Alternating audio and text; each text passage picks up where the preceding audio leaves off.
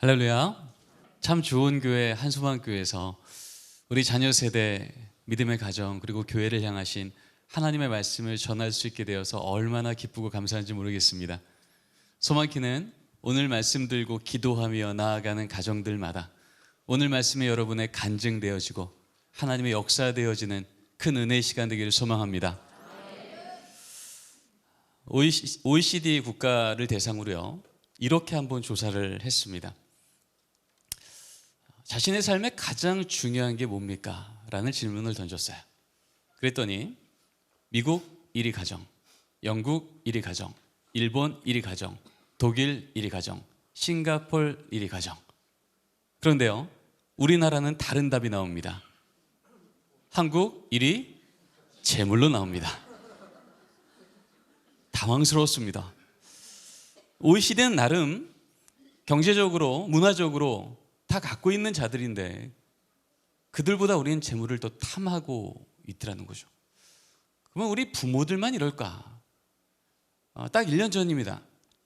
코로나가 아직 완전히 끝나지 않았을 1년 전 겨울이죠. 전국에서 우리 중고등부 아이들이 모여서 수련을 합니다. 전국 연합집회에 말씀을 전하러 제가 갔습니다. 가서 이제 저녁을 먹으면서 조금 있으면 이제 집회가 시작되는데 옆에서 먹고 있는 아이들한테 가서 물었어요. 얘들아, 오늘 저녁 집회 끝나고 목사님은 뭐 사줄까?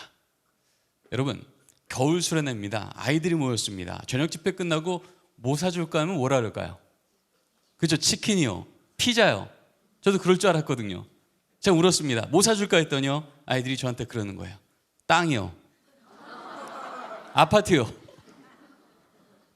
물론 웃으면서 얘기했기 때문에 장난처럼 얘기했지만 저는 그 아이들하고 얘기하면서 정말 이 아이들 마음속에, 여러분, 코로나 중에는요, 모이면 위험하다고 할 때입니다.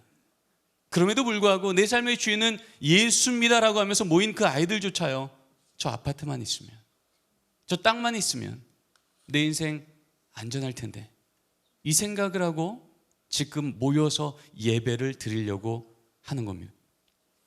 가장 최근에 한국갤럽을 통해서요, 우리나라 예수 믿는 부모 세대 15%로 발표가 됩니다. 유사한 기간에 대표적인 선교견을 통하여서 우리나라 예수 믿는 중고등부 아이들 3.8%로 나옵니다. 여러분, 우리 교단에서 선교사님 파송할 때 5%가 채 안 되면요, 미전도 종족이라 그래서 선교사 훈련 다 받지만 따로 미전도 종족 파송 훈련을 받아야 됩니다.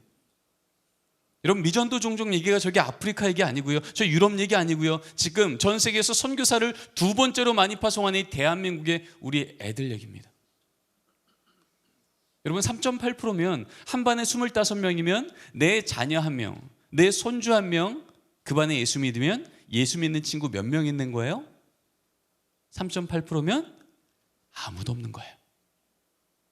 여러분, 그래서 우리 자녀 1명, 우리 손주 1명이 이번 주에 교회를 안 나와요. 어떤 일이 생기는 거예요? 그 반에 예수 믿는 세대가 끊어지는 겁니다.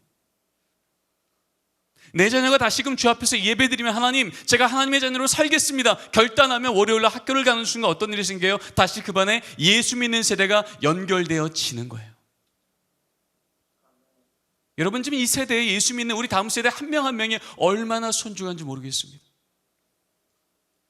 여러분, 지금 우리 다음 세대가 3.8% 미전도 종족으로 바닥치고 있을지라도 우리에게 여전히 소망이 있으면 무엇일까요? 여러분, 그 큰 바다가 늘 신선한 이유가 뭔지 아시죠? 매일 더러운 물이 들어오고 정화시설이 하나도 없을지라도 그 물이 늘 신선한 이유는요, 3%가 약간 넘는 뭐예요? 소금이 살아있어서. 여러분, 지금 미전도 종족 세상 가운데 얼룩지고 위축되고 그 길이 안 보인다고 할지라도요, 여러분, 우리 여전히 우리에게 맡겨주신 우리 자녀 세대, 우리 손주 세대가 다시 말씀의 소금으로 3.8%가 살아난다면 다시금 이 세대는 생명의 바다로, 부흥의 바다로 바뀌어낼 줄 믿습니다. 이 믿음이 있기에, 이 소망이 있기에 우린 이 밤에도 모였고 우리는 하나님의 일하심을 믿음으로 갖고 구하게 될 줄 믿습니다. 딱 1년 전에 코로나가 끝날 때쯤 됐다고 했을 때 전국에 있는 802명의 담임 목사님들께 이렇게 물어봤습니다. 목사님, 지금 코로나가 끝날 때쯤에 가장 큰 위기 중에 하나가 우리 다음 세대의 신앙이 끊어진다는 얘기인데, 어떻게 해야 도대체 우리 애들의 신앙이 회복되겠습니까? 여러 가지 질문을 던졌습니다. 교재 바꿔볼까요? 시설 보완해볼까요? 재정 늘려볼까요? 여러 가지 답이 있었지만 다 맞겠지만 다른 것과 비할 수 없는 1위가 나오게 됩니다. 여러분, 1위가 뭐지요? 같이 한번 노란색 글씨만 읽겠습니다. 시작. 부모의 교육과 훈련이라는 거예요. 다른 것들 다 영향 주지만 적어도 새벽에만 무릎 꿇어 하나님, 우리 교회 다음 세대 살려주십시오. 저녁까지 하나님 말씀에서 어떤 말씀입니까? 연구하는 담임 목사님 800분의 답은요, 다른 어떤 것보다 부모가 다시금 하나님의 말씀 앞에서 그 삶의 길을 돌아오지 않으면 우리 자녀 세대가 다시 하나님께로 돌아올 길이 보이지 않겠다. 왜 담임 목사님들은 우리 부모님들이 변해야만 자녀 세대의 길이 보인다고 했을까요? 왜냐하면 아이들이 이렇게 말했거든요. 얘들아, 너희들 신앙에 가장 큰 영향을 미치는 사람이 누구니? 2014년도 물었을 때 1위 어머니 47.2, 4위 아버지 9.8. 57% 애들이요, 저 부모인데요. 2년이 지납니다. 그랬더니 이제 4위였던 아버지가 2위로 등극합니다. 57%였던 부모 영향력은 이제 70%가 됩니다. 그리고 코로나 한복판에 다시 물었습니다.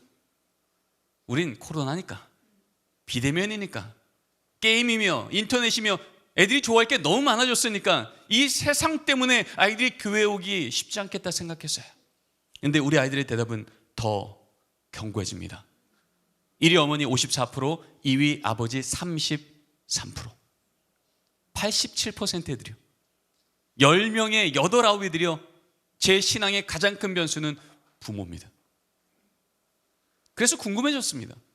이럴 때 아이들 스스로가, 예수 믿는 중고등부 아이들 500명이 스스로가 내 부모가 내 신앙의 가장 큰 변수라고, 이 세상이 아니라고 말하고 있을 그때, 그럼 과연 믿음의 부모는 우리 아이들한테 어떻게 신앙생활을 인도하고 있을까? 코로나 중에도요, 내 자녀 현장 예배 보내기를, 유치부부터 고등부까지 현장 예배 보내기를 포기하지 않았던 그 부모 1,500명을 대상으로 물었습니다. 부모님, 우리 자녀 양육하는 데 있어서 4가지 정도의 교육의 영역이 있습니다. 인성교육, 지성교육, 진로교육, 신앙교육. 혹시 부모님은 어떤 교육을 가장 우선적으로 하십니까? 여러분, 이쯤 되면 어떤 교육이 가장 우선이라 그래야 되죠? 말할 것도 없죠, 신앙이죠. 근데 결과는 충격적으로 나옵니다. 1위 인성교육, 2위 지성교육, 3위 진로교육, 신앙교육은 꼴찌였습니다. 이런 얘기죠. 신앙 중요하죠. 성적은 먼저. 신앙 중요하죠. 대학은 먼저. 여러분, 이런 상황 아니겠습니까? 중학교 2학년짜리 딸아이 첫 기말고사예요. 주일 아침 10시 분명히 중등부 예배 시간인데 엄마 집사님이요, 이 딸을 학원 앞에 딱 내려주며 얘기하는 거예요. 혜인아, 너 이번 기말고사 얼마나 중요한지 알지? 열심히 공부해. 엄마 열심히 기도할게. 돌아서서 어디 오세요? 교회로 오세요. 교회 와서 예배 드리기 전에 뭐라고 기도하세요? 하나님, 이번 우리 딸 좋은 성적으로 하나님께 영광 돌리게 해주세요. 우리 하나님 영광 받으시겠습니까? 넌 열심히 공부하라고, 엄마는 열심히 기도하겠다고 그렇게 말하며 돌아서는 이 엄마의 등을 보며 이 딸이 무슨 생각할까요?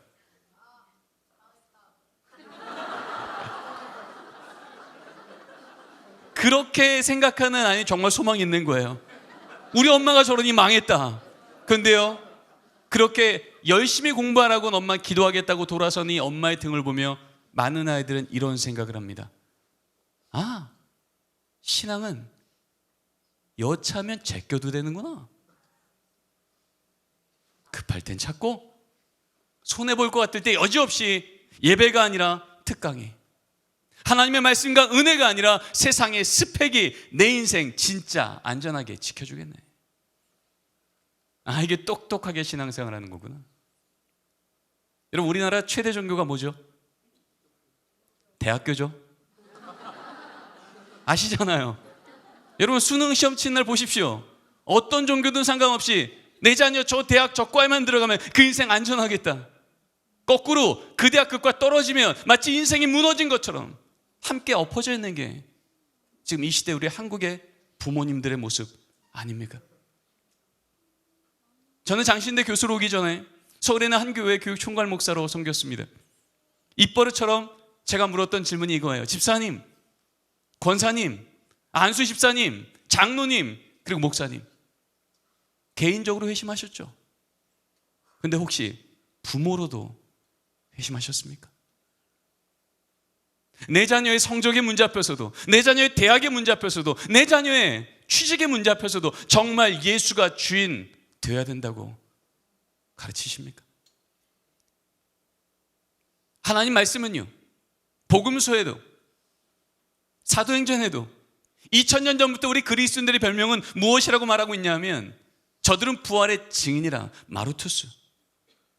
네, 여러분, 이 증인이라는 마루투스라는 헬라어랑 어원이 똑같은 단어가 뭐냐면 마틀, 순교자라는 단어예요. 2000년 전부터 우린 누구냐? 내 인생의 주인은 예수라고 말하는데 세상이 다른 얘기예요. 목숨 걸었다는 겁니다. 내 자녀 인생의 예수가 주인 되어야 되는데 다른 것이 그 자녀 인생의 주인 삼으려고 할 때 목숨 걸어 자녀 이름에 예수의 이름 넣었던 자들이 우리 그리스도인들이었습니다. 여러분, 지금 우리가 목숨 걸어 우리 자녀에게 전하고 있는 이름이 무엇입니까? 아직 초등학교 들어가기 전부터도 너 딴 건 몰라도 이것만은 붙들어야 된다 얘기하는 게 뭡니까? 예수의 이름입니까? 대학 이름입니까? 하나님의 은혜입니까? 세상의 스펙입니까? 정말 하나님의 내 삶의 주인이라고 세상이 말하는 그 지혜를, 그 스펙을, 그 건강을, 그 모든 상황을 주관하신 분이 하나님이란 걸 믿는다면 우리는 세상의 스펙이 아닌 주관하시는 하나님의 이름을 우리 자녀 이름에 넣어줘야 될 줄 믿습니다. 성경은요, 하나님이 다음 세대를 내가 회복할 거라고 말씀하실 때마다 다음 세대랑 직접 딜하신 적이 없으세요. 늘 먼저 말씀 맡은 자였던 부모 세대에게 명령하셨어요. 우리 같이 한번 읽어볼까? 함께 읽겠습니다. 시작.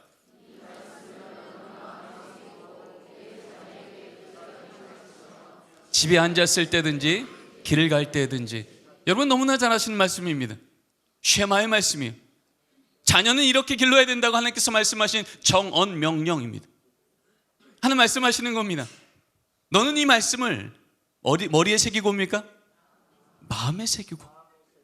여러분, 이 말씀이 뭡니까?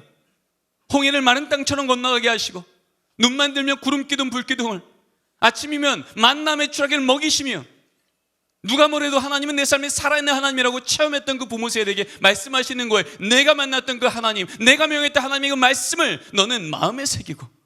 머리에 새기고가 아니에요. 신앙은 지식이어서 머리로 기억하여 입으로 전달되는 게 아니라 진리여서 마음에 새겨, 삶의 등에 새겨 자녀에게 보여야 될 줄 믿습니다. 어떻게 해요? 앉았을 때든지 일어날 때든지 길을 갈 때든지. 여러분, 이 마음이라는 단어 히브리어 레바브는요, 중심이란 뜻이에요.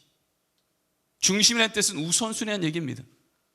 내 삶에 위기가 오면 무릎 꿇어 기도하는 걸 우선적으로 자녀에게 보이고,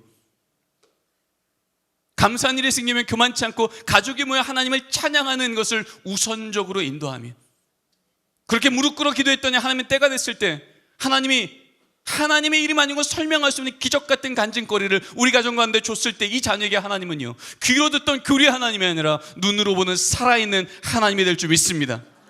그러면 이 자녀 청년 되면 나도 모르게 위기가 왔을 때 무릎 꿇어 기도하는 청년이 되면, 감사한 일이 생기면 교만치 아니하고 하나님의 삶에 역사하셨다고 하나님께 영광 돌리는, 하나님이 아무리 복에 복을 주어도 걱정이 없는 믿음의 세대가 될 줄 믿습니다. 시편 말씀을 통해서 하나님께서 이 고백을 받으십니다. 같이 한번 읽겠습니다. 시작. 우리가 이를 그들의 자손에게 숨기지 아니하고 여호와의 영예와 그의 능력과 그가 행하신 기이한 사적을 후대에 전하리로다. 지금 다윗이 고백하는 겁니다. 목동이었던 제가 어떻게 골리앗을 쓰러뜨렸는지, 아둘람굴에 살던 그 절망스럽던 인생을 어떻게 이렇게 통일 왕국의 왕으로 높이셨는지 하나님 아니고 설명할 수 없는 그 기적 같은 사건을, 여호와의 영예와 그의 능력과 행하신 기이한 사적을, 이 간증거리들을 내 자녀에게 다 전하겠다는 거예요. 여러분, 이 시대의 15%의 예수 믿는 부모 세대가 내 삶에 있었던 간증거리들을 내 자녀에게 하나도 빠뜨리지 않고 다 전했다면 정말 이 시대가 무너진 것만으로 우리 자녀 세대가 미전도 종족됐겠습니까?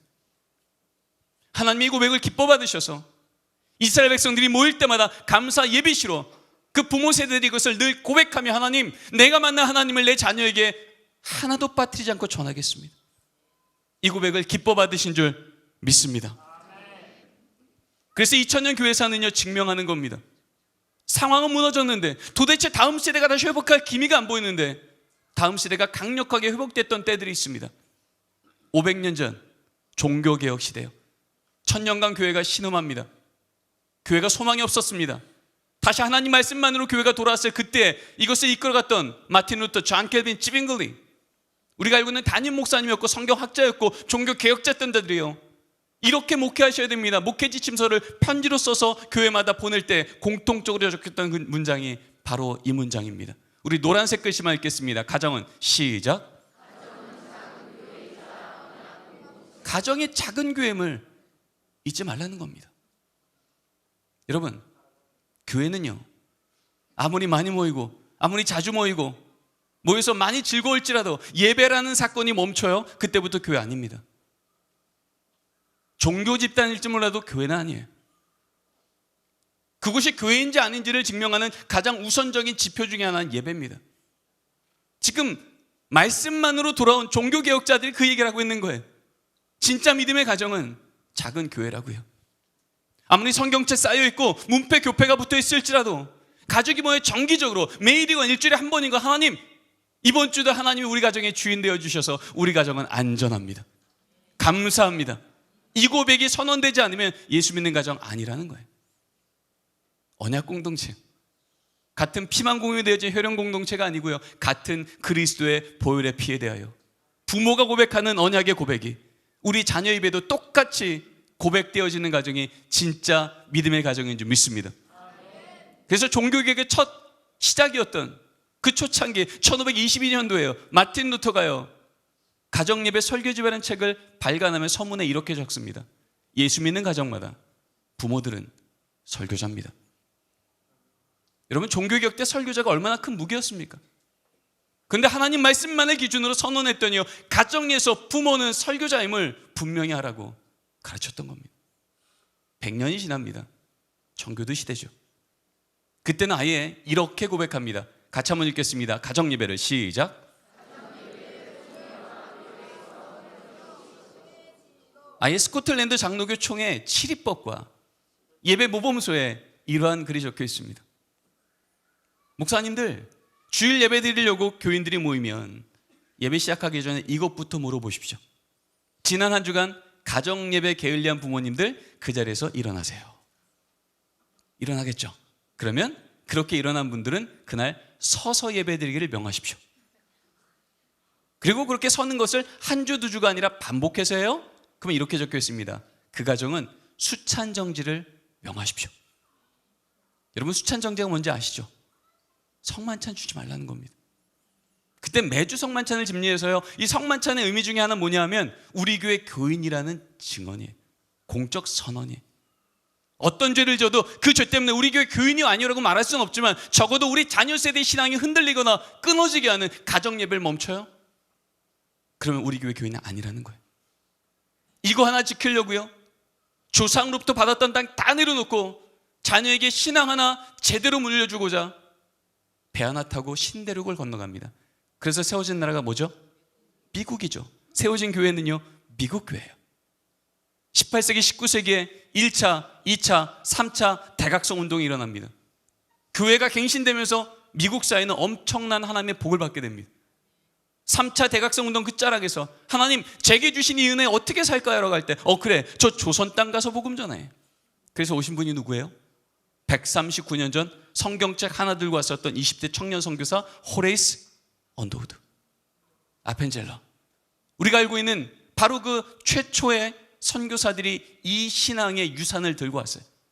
그래서 우리나라는요 선교 초기 때부터 예수를 믿게 된 이 부모 세대가 어떤 책임을 갖고 살아야 되는지를 잘 배웠던 나라입니다. 100년 전에요 목사 집법, 평양신학교에서 목사님들을 가르칠 때 썼던 교과서입니다. 곽알령 교수님께서, 찰스 클락 교수님께서 오직 하나님 말씀만으로 목회는 이렇게 하는 겁니다 라고 가르쳤을 때 가르쳤던 교과서의 한 문장입니다. 같이 한번 읽겠습니다. 주일학교는 시작.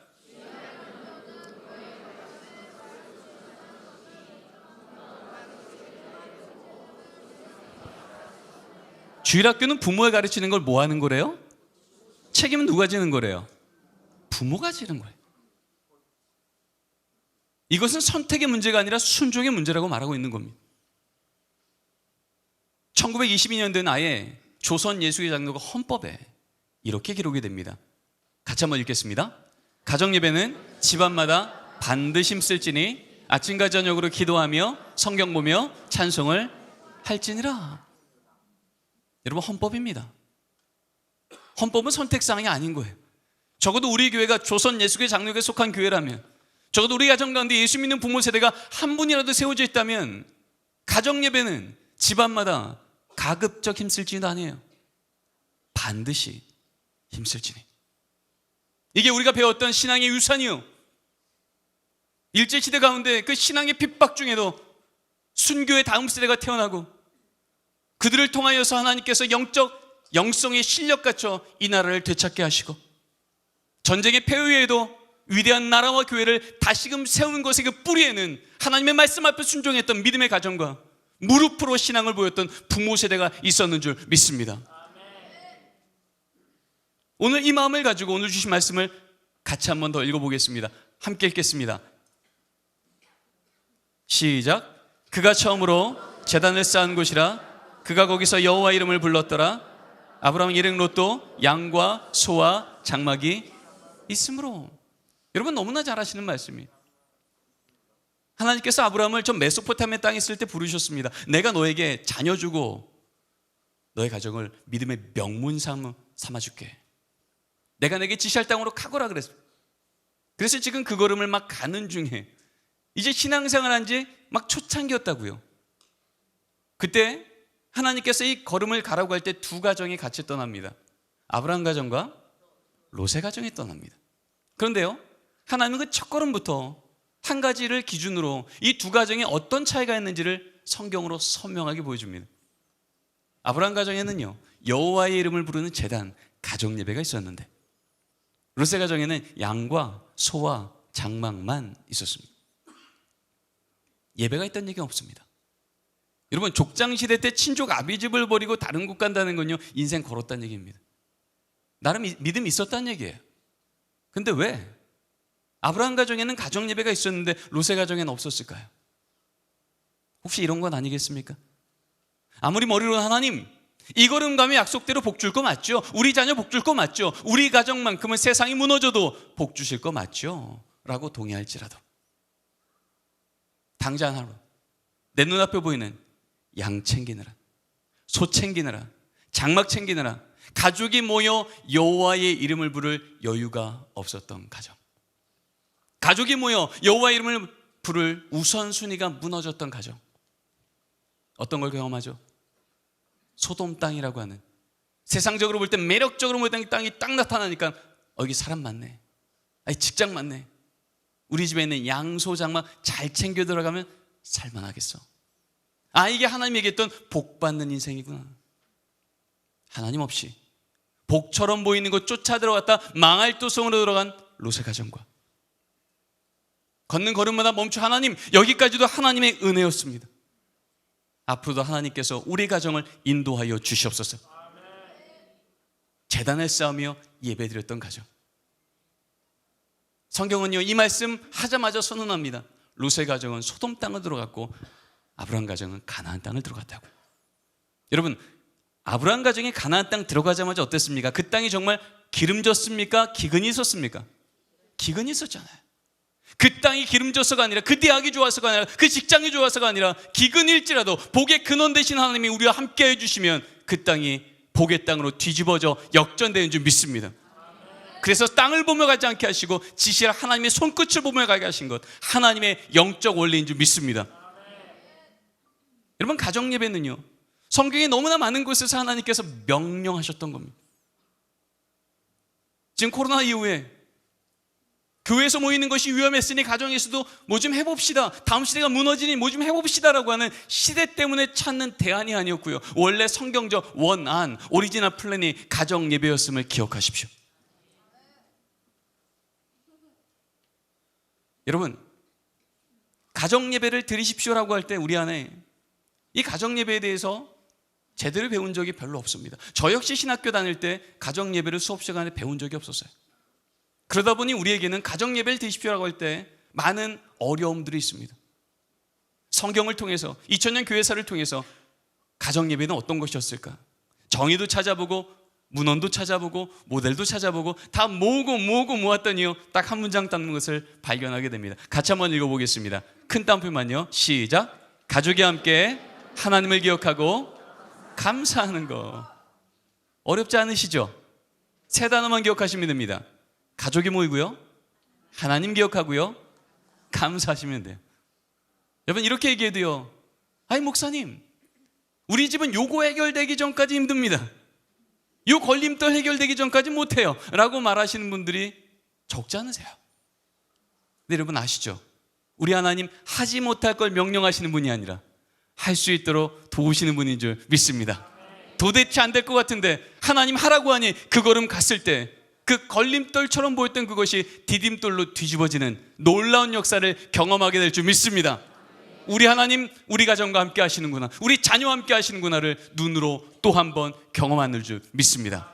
오늘 말씀을 근거로 가정예배 중요한 원리 세 가지를 함께 점검하며 하나님 이 원리대로 우리 가정도 한번 가보겠습니다. 우리는 할 수 없으나 하나님이 가라고 하셨사오니 책임져 주시옵소서. 이 기도가 우리 가운데 임하며 그 기도의 역사하는 하나님을 경험하는 은혜가 있기를 소원합니다. 자, 우리 첫 번째 원리입니다. 같이 한번 읽겠습니다. 시작. 가정예배는 형식이 아니라 사건입니다.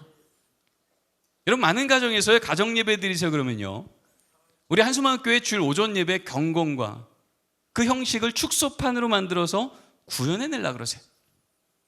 여러분 그렇게 드려도 가정예배는 참 잘 드리는 거 맞습니다. 그런데요, 성경에서 하나님이 가정예배를 기뻐 받으셨다라고 적고 있는 그 많은 가정예배에 대한 본문을 보면요, 하나님은 형식에는 거의 관심이 없으셨어요. 아까 아브라함 말씀에도 보세요. 30분 예배 드렸다, 안 떠들고 예배 드렸다, 옷 갈아입고 예배 드렸다, 이런 말 있습니까 없습니까? 언급조차 없어요. 형식은 언급조차 안 하시고요, 사건만 얘기하신 거예요. 가족이 모여 여호와 이름을 부르며 감사한 사건이요. 그래서 가정예배를 안 드리면 7일까지 했었던 청교도 시대 때도요, 가정예배에 대한 정의가 이렇게 적혀 있습니다. 가정예배요, 가족이 모여 성경 한 구절만 읽으면 가정예배 드린 겁니다. 성경 한 구절 읽고 기도까지 했습니까? 가정예배 더 잘 드린 겁니다.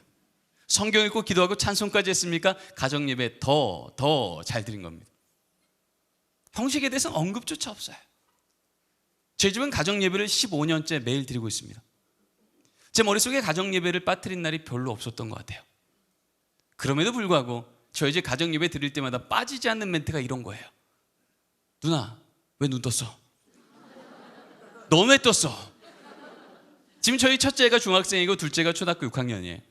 태어나서 가정예배를 빠뜨린 날이 없는데도요, 늘 이 멘트는 거기 있습니다. 여러분 그럴 때마다 제가 너희들 언제쯤 예배 제대로 들을래? 라고 말하는 순간 여러분 이 자리가 뭐가 될까요? 예배 시간이에요? 도덕 시간이에요? 도덕 시간이에요. 여러분 도덕으로는 사람이 변하지 않아요. 하나님 말씀으로만 변하는 줄 믿습니다. 저는 지금도요, 이 아이들 예배 드리는 저희 집 가정예배 형식은요, 적응이 안 돼요. 눈은 천장을 보는데 손은 바닥을 쓸고요, 허리는 거의 연체동물에 입은 끊임없이 떠드세요. 예배 끝날 때쯤 되면 제 마음에 늘 의심의 영이 충만합니다. 도대체 예배 드렸을까? 제가 묻죠. 혜건아, 너 오늘 말씀 제대로 들었어? 장난만 치던데? 제 아들이 초등학교 3학년 때 저한테 그러는 거예요. 아빠, 오늘 다윗이 골리앗 한 번 볼 때 여호와 6번 봤다는 얘기 아니야. 걱정 마. 나도 힘들면 그럴 거야. 걱정 노세요. 분명히 제 눈에는 장난치고 집중 못한 아들밖에 안 보였는데, 저조차 예배가 안 됐는데 우리 하나님 우리 아들의 연약한 믿음에 제한받지 않으시고 심어놓고자 작정하신 믿음의 씨앗을 심어 놓으신 줄 믿습니다. 한 번은 제 연구실에 기자님이 오셨어요. 가정예배를 어떻게 드리는 거냐고, 역사는 어떻게 됐냐고, 뭐 이런 얘기를 쭉 나누다가 이제 저희 집 가정예배를 매일 드린다니까 뉴스 자료하면 배경으로 내보내겠다고 촬영하러 오시겠다는 거예요. 말씀드렸지만 저희 집 가정예배드린 형식 보면 많은 분들 시험 당하기 딱 좋습니다. 오지 마세요. 필요하면 제가 사진 몇 컷만 찍어 보내드립니다. 필요하면 쓰세요. 그날 저녁에 이제 예배 드리기 전에 애들한테 얘기했죠. 얘들아, 오늘 예배 드릴 때 사진 몇 컷만 찍고 혹시나 이게 뉴스 자료 화면에 나갈 수 있대. 그러고 나서 그날 저녁에 찬양할 때 찍었던 사진이 이 사진입니다. 성령 충만한 얼굴이에요. 저는 이 사진 찍으면서 깜짝 놀란 거죠. 이날까지 이렇게 찬양을 본 적이 없거든요. 늘 이만한 땅에 붙어 계시는 분들인데 이날은 가슴에 손을 모으고 눈을 감고 손을 올리고 이러고 예배를 하는 거예요. 말씀 들을 때 찍었던 사진입니다. 얼굴에 노나운 미소와 허리 꼿꼿이 펴고 성경을 뚫어지게 쳐다보는 집중력이요. 예배 끝날 때까지 요동치 않으시는 거예요. 늘 누워 계시는 분들이 이날은 이렇게 일어나셔서 이렇게 말씀을 집중하시는 거죠. 제가 그날 저녁에 이제 잠을 자는데 잠이 안 오는 겁니다. 도대체 우리 애들이 어린애들이 위선적일까? 이거 다 조작인데, 거짓인데, 절대 사진 보내면 안 되겠다. 제가 마음이 너무 불편해서 뒤척뒤척했어요. 그러던 제 마음속에 하나님께서 깨달음을 주신 거예요. 그랬구나. 난 오늘도 또 까먹었네 싶어서 또 지적하고 또 혼내려고 그랬는데 아니었네. 다 알고 있었네. 찬양 저렇게 해야 된다는 거, 말씀 저렇게 들어야 된다는 거. 까먹어서가 아니라 아직 미성숙해서 못했던 거였구나. 철을 따라 열매 맺으시는 하나님. 시편 1편 3절 말씀을 제 마음속에 선명히 드러내시면서요, 제가 기대했던 것은요, 가을에 풍성한 열매였던 거예요. 입에서 나오는 말들마다 어디 가서 간증하고 싶은 그런 말이 내 자녀 입에서 나오길 기대했지만, 여러분 지금 우리 자녀의 계절은 뭐예요? 가을이에요, 봄이에요? 봄도 완전 초봄. 분명히 씨앗이 심겼는데 뿌리는 생명수로 내려가고 있는데 줄기는 땅에 올라오고 있는데 땅에는 아무것도 안 보이는 거예요. 우리 눈에 안 보일지라도 우리 하나님 말씀에 씨앗 심겨 놓으시면 반드시 살리시사 철을 따라 열매 맺게 할 줄 믿습니다. 여러분, 우리 봄에 물 줄 때 그렇잖아요. 하루 물 준다고 안 보인다고요. 햇볕 받는다고 안 보여요. 하지만 우리는요, 그렇게 자라고 있는 걸 믿으며 울타리를 쳐주고 그 자리를 지키는 신앙의 정원사가 되어야 될 줄 믿습니다. 여러분, 정원사의 역할은요, 내가 원하는 계절을 당겨올 수 없는 거예요. 우리는 계절을 못 바꿔요. 우리 할 수 있는 건 뭐예요? 내게 맡긴 그 계절에 합당한 수고를 감당하면 철을 따라 열매를 하나님이 맺어주실 줄 믿습니다. 우리 옆에 계신 분들하고 이렇게 고백해 볼까요? 형식이 아니라 사건입니다. 자, 두 번째 원리입니다. 같이 읽겠습니다. 시작. 많은 분들이요, 가정예배 드리세요 그러면요, 자꾸 숙제하려고 그러세요. 그러니까 자녀가 20살 되면 숙제 끝. 가정예배 잘 드리다가 그만두는 거죠. 여러분, 숙제처럼 하려니까 자꾸 가정예배가 가족 모임이 돼요. 여러분, 가족 모임 아시죠? 가족이 모여 부모님이 하고 싶은 얘기 다 하시는 시간. 네, 성경책 펴고 하시더라고요. 데살로니가전서 5장 16절.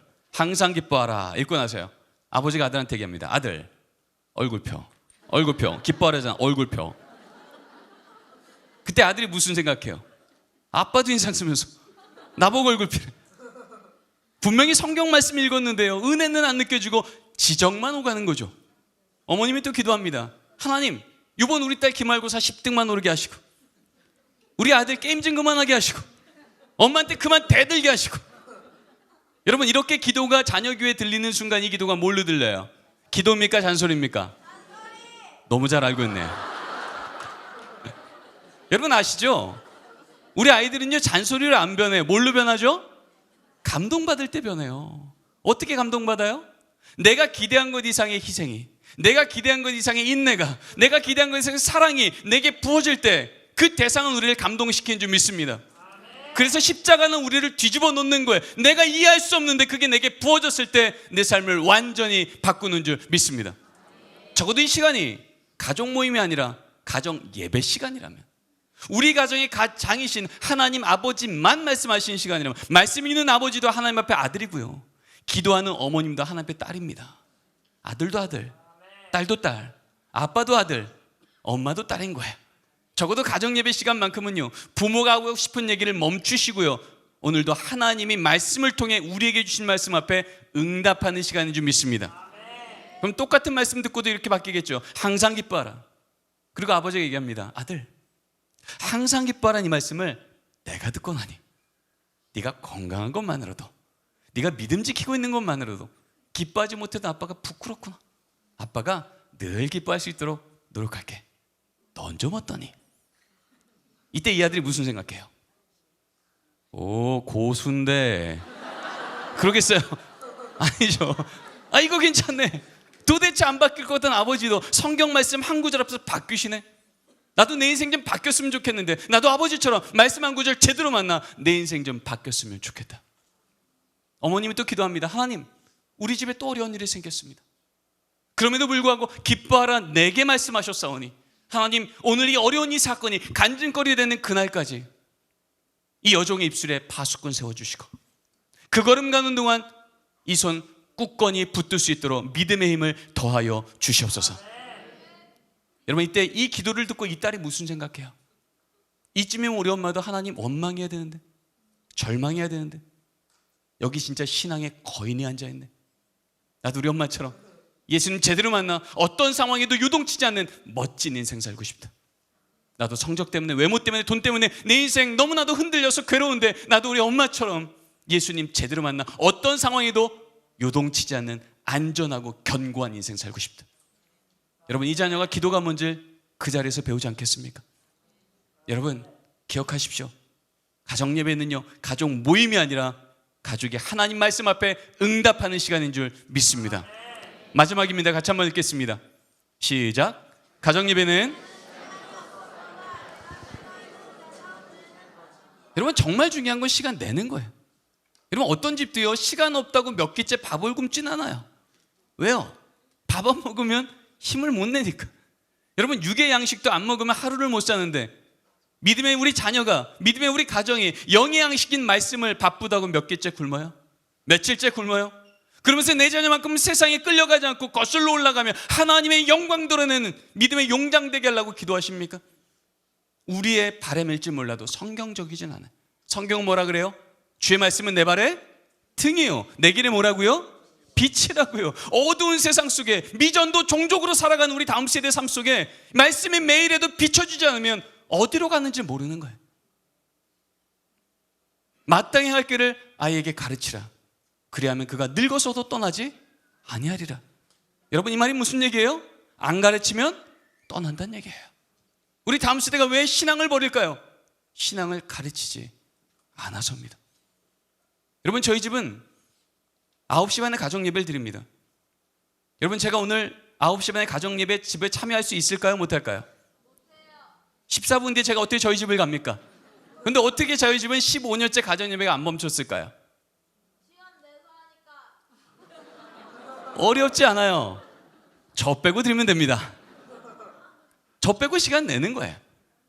오늘 저녁밥 먹을 때쯤에 제 아내가 애들한테 얘기했을 겁니다. 얘들아, 오늘 아빠가 한숨학교에서 말씀 전하시느라 오늘 가정예배 못 들어오셔. 그러면요, 오늘 가정예배 끝날 때쯤에 제 자녀 2명 중에 1명은 반드시 이렇게 기도합니다. 하나님, 오늘 아빠 말씀 잘 전하게 하시고 돌아올 때 안전하게 돌아가 주세요. 여러분, 이 30초도 안 되는 기도가 딱 선포되는 순간 제가 없는 그 자리는 뭡니까? 아빠의 부재입니까? 아니면 가족이 모여 그 자리에 없는 가족을 기억하며 중보하며 영으로 하나 되는 시간이겠습니까? 전자입니까? 후자입니까? 후자예요. 어떨 때는 9시 반에 온 가족이 차 안에 있을 때도 있습니다. 그때 애들한테 얘기하죠. 얘들아, 가정예배는 가족이 오면 하나님 기억과 감사하는 건데, 하나님을 기억하는 가장 좋은 말씀은 말씀을 한 구절에도 읽는 건데, 오늘 모두 차 안에 있으니 각자 오늘 하루 하나님께 감사한 거 있으면 나눠보자. 제 딸이 얘기합니다. 아빠, 저 학교에서 걔랑 화했어요. 아, 그래, 하나님이 화해하는 마음을 주셨구나. 참 감사하다. 가족이 모였죠? 하나님 기억했죠? 감사했죠? 가정예배가 될까요? 안 될까요? 됩니다. 제 아들한테도 묻죠. 혜건아, 뭐 감사해? 초등학교 3학년 때까지만 해도요, 이렇게 물으면 늘 대답이 똑같았어요. 뭐 감사해? 그러면요, 없는데. 맨날 없대요. 저 가만히 있지 않아요. 너 오늘 저녁 반찬 뭐였니? 고등어구이. 그래, 고등어구이는 누가 주신 거야? 마트가. 아니, 마트는 판 거지. 누가 주신 거야? 어부가. 아니, 어부는 잡은 거야. 누가 주신 거지? 끝까지 가서 누가 이름을 받아내요? 하나님. 그래, 하나님. 오늘도 네가 키가 자라고 지혜가 자라게 하시려고 네가 알지 못할 때 저 바다 끝에서 고등어를 낳게 하시고 자라게 하시고 잡히게 하시고 요리되게 해서 네 입에 쏙 넣어주셨네. 오늘 네가 먹은 건 고등어 구이가 아니라 은혜 조각이네. 은혜 조각. 애가 씩웃습니다. 믿음이 있어서가 아니라 허탈해서 웃습니다. 근데 여러분, 믿음은 어디서 난다고요? 들음에서 나며, 들음은 누구에 대해서라고요? 예수 그리스도에 대한 말씀인 줄 믿습니다. 우리 아이들은요, 고등어 구이를 보면 은혜 쪽에 말하는 믿음도 없고요, 고백도 없고 아무것도 없어요. 근데 뭘 할 수 있어요? 그렇게 고백하는 부모의 이야기를 들을 수 있어요. 그렇게 듣게 하사 들으면 믿음을 갖게 하며 그 믿음으로 세상을 어떻게 믿음으로 보게 할지 영의 눈이 그렇게 들을 때마다 우리 자녀들의 눈에 렌즈로 씌워지고 보여지고, 그래서 세상 어떤 걸 봐도 우연은 없고 하나님이 나와 함께 하시며 예비하신다는 고백이 있게 되는 줄 믿습니다. 오늘 말씀을 정리합니다. 여러분, 이 시대가 우리 아이들을 제자화 삼고 있습니다. 핸드폰 통해서, 인터넷 통해서, 게임 통해서, 학교에서 경험하는 음란 문화, 폭력 문화, 경쟁 문화, 이기심 문화, 너희들 이렇게 안 쫓아오면 손해볼걸? 세상만큼 안 따라오면 재미없을걸? 그래서 우리 아이들은요, 주일날 예배드리고 믿음의 가정이라고 생각하지만 그렇게 월요일부터 급히 세상 쫓아가다 보면 나도 모르게 대입이라는 골리앗을, 성적이라는 골리앗을, 취직이라는 골리앗을 턱턱턱 다가섭니다. 그럴 때마다 세상 말합니다. 여기 조금 더 큰 돌멩이 있다고, 좀 더 큰 스펙이 있다고, 사울의 칼 있고 사울의 방패 있으니 요거 잘 챙기면 골리앗 이길 거라고. 여러분, 세상 만만치 않습니다. 우리 알고 있죠? 다윗이 골리앗을 쓰러뜨렸던 진짜 무기는 순서 나갔던 돌멩이가 아니라 입에서 나갔던 믿음의 고백인 줄 믿습니다. 너는 칼과 창과 단창으로 내게 오거니와 난 내가 모욕하는 만군의 여호와 이스라엘 군대 하나님의 이름으로 내게 가노라. 여러분, 우리가 진짜 우리 자녀 손에 쥐어줘야 될 돌멩이는 더 큰 돌멩이가 아니라, 더 큰 스펙이 아니라, 아무리 작은 돌멩이일지라도 골리앗보다 능히 크신 하나님이 나와 함께 하시면 골리앗은 능히 쓰러진다는 믿음의 돌멩이를 쥐어줘야 될 줄 믿습니다. 여러분, 이 시대에 우리 다음 세대가 말씀의 소금이 되어서 이 시대를 다시 살려야 될 터인데, 하나님, 우리가 우리 자녀 손에 뭘 쥐어주겠습니까? 더 큰 스펙의 돌이 아닌 믿음의 돌을 쥐어줘야 될 줄 믿습니다. 여러분, 가정예배는요, 하나님께서 우리 가정을 다시금 회복시키겠다는, 하나님의 가정으로 우리 자녀를 내가 고백하는 그 신앙의 고백을 그대로 그의 입술 가운데 덮어주겠다는 하나님의 대안인 줄 믿습니다. 이스라엘 백성들이 모여서 여기까지 하나님이 도우셨다 고백할 때마다 어떤 일이 있었어요? 에베네셀의 돌에 모여서 하나님 여기까지 도우셨습니다 고백하자마자 그날부로 여호와의 손이 블레셋으로부터 여호와 이스라엘 백성을 막으시며 그들이 그들에게 빼앗겼던 땅을 회복하게 하시고 그 땅에 여호와의 평화가 있었더라. 가족이 모여 매일이건 일주일에 한 번이건 하나님 여기까지 하나님이 오늘도 도우셨습니다 이 고백을 하는 순간 여호와의 손이 세상으로부터 우리 자녀의 삶을 보호하시며 세상으로 함부로 빼앗겼던 믿음의 땅을, 재정의 땅을, 학업의 땅을, 마음의 땅을 회복하게 도와주시며 그 가정에 하나님의 에이렌의 평강을 덮어주실 줄 믿습니다. 오늘 우리에게 이것을 듣게 하시면 우리에게 숙제 주심이 아니라 우리에게 언약 주심입니다. 우리 가정의 수준만큼이 아니라 우리 가정을 향한 하나님의 계획만큼 우리 자녀 한 명 한 명을 세우사 너희 5이 100을 너희 100이 만을 레위기 말씀을 통해서 선언했던 그 믿음의 용장들이 바로 우리 가정에서 일어나게 하여 주시옵소서. 우리 교회를 통해서 일어나게 하여 주시옵소서. 이 고백이 우리의 간증되는 그날까지 우리가 이 걸음 가겠다고 같이 기도하기를 원합니다. 제가 먼저 기도하고 하나님께 나아가겠습니다. 주님 감사합니다. 이 밤에 우리를 부르사 믿음의 가정들마다 가족이 모여 하나님의 이름을 부르는 사건 가운데 하나님 우리가 어디를 가든지 그 기근의 땅이 복된 땅으로 뒤집어질 것이라고 하나님의 믿음의 다음 세대는 그렇게 세워지는 거라고 말씀해 주시니 감사를 드립니다. 주님 이 밤에 우리로 듣게 하시면 숙제를 줌이 아니라 언약을 주시면 좀 있사오니 우리 가정의 수준만큼이 아니라 우리 가정을 향한 하나님의 계획만큼 역사하심을 따라가게 하여 주시옵소서.